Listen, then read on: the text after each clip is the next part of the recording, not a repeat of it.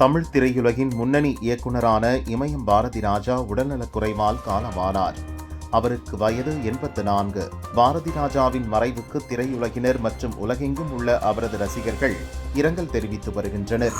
சென்னை நீலாங்கரையில் உள்ள இல்லத்தில் வைக்கப்பட்டுள்ள இயக்குனர் பாரதி ராஜாவின் உடலுக்கு முதல்வர் விஜய் அஞ்சலி செலுத்தினார். பாரதி ராஜா நம்முடன் இனி இல்லை என்பதை அறிந்து நெஞ்சம் கலங்கி நிற்கிறேன். அவரது மறைவு தமிழ் சினிமாவிற்கு பேரிழப்பு. இனி வரும் காலங்களில் பாரதி ராஜாவின் திரைப்படங்கள் திரைக்கலையின் பாடசாலையாக விளங்கும் என நடிகை குஷ்பு இரங்கல் தெரிவித்துள்ளார்.